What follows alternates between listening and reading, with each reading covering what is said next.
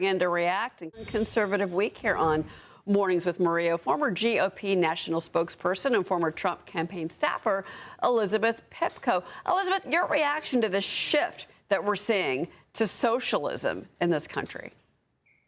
Cheryl, thanks for having me. I don't know if it's really a shift. I think the problem is that the Democrat Party has put in no effort in recent years to kind of stand against their, far left faction of their base that stands for socialism. So the problem is when they're going up against Donald Trump, someone who's not only so popular on the right, but who even people like Bill Maher call one of the most effective presidents we've ever had, they end up looking really poor if they try to stand against one of their candidates who ends up looking like the only person who's tried to bring any kind of solutions to the people of this country. So the problem is now they have a decision to make, and it's, do we stand against socialism? Do we stand against everything that Mamdani has brought to the table, or do we allow this Democrat to prosper because he's the first one in such a long time who's able to rally any kind of support? So they're in a very, very difficult spot. But the fact is, if they had stood against socialism years ago when it started festering in their party, we wouldn't be here right now. But what does your generation say about this? I mean, I ask because what we saw happen in New York City, and this has a lot of these Democrats in Washington, and that's why they wanted to have breakfast with him last week, because he used TikTok, he used social media, he to Brooklyn, and he got these voters, these 25, 28-year-old voters, not just to register to vote, to become voters, excuse me, but to rally behind him, to walk the streets for him, to cheer. He's become a meme on TikTok. And I think that's where that's where I'm curious about that younger generation. Is that how they respond? Is that how you get that person to the polls, whether it's a Republican or a Democrat?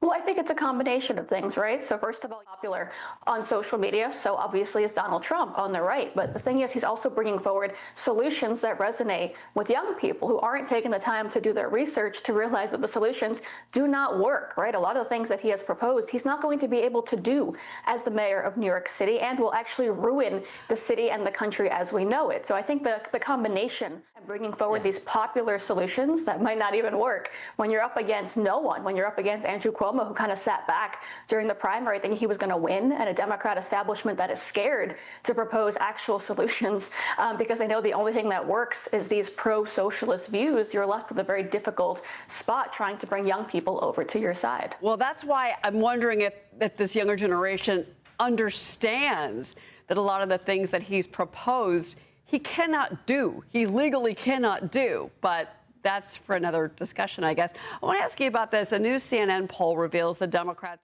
lowest in decades, 28%. So how are young voters reacting, do you think, to this? Do they have this negative view of the Democratic Party in general?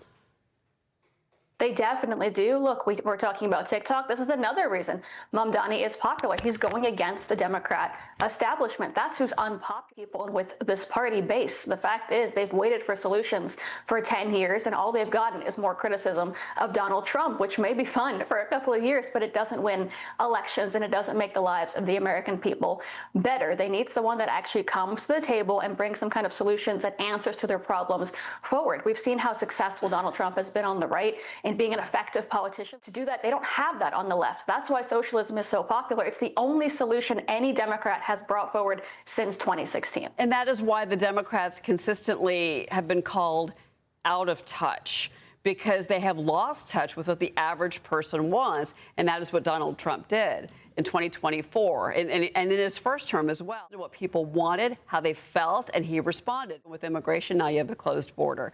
So speaking of the Trump administration, they actually celebrated President Trump's first 6 months back in office. President Trump saying that the United States totally revived after being dead under former President Joe Biden. So talk to me about your impressions of the first 6 months of Donald Trump's presidency. Yeah, look, I think totally revived is a great way. We're on the world stage. Again, we feel like we have a leader who stands up for us. Again, we feel like our adversaries might fear us once again, something we hadn't seen for so many years. The fact is, Donald Trump brings a kind of energy and a kind of people of this country that we actually forgot we could feel when we had to suffer under Joe Biden for 4 years. It's an amazing time to be an American. And the fact is, this is why people are struggling so hard to go against him. He brings this kind of faith in our country once more that so many are lacking on the Democratic Democrat side. And I think it's very hard to try to put someone up for 2028 who has to go against the rest, not only as a politician and effective leader, but as a person who's been around politics, gone up against every single obstacle that's come on his way and come out even more popular on the other side. I've got Luke Lloyd on set. He's got a question for you. Hey, Elizabeth, I think we're part of the same generation. I think the average person's always searching for purpose. Purpose is the most important thing. And these social media echo chambers basically create a for a lot of people to join a kind of movement to make them feel included in some sort of way. To have kids, get married, whatever it be, like those provided some sense of purpose. Patriotic values, bootstrapping things by yourself provided purpose. What advice would you give to young people for them to create purpose in today's crazy social media tech world?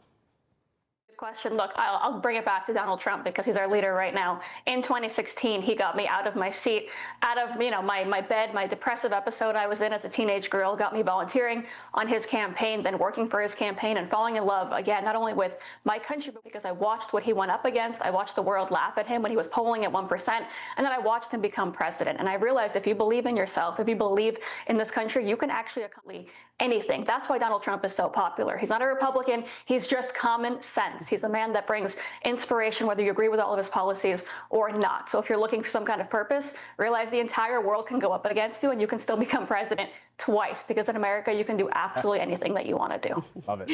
Elizabeth Pipko this morning. Thank you for being here. It's fascinating to talk to your generation. Thank you. It really is.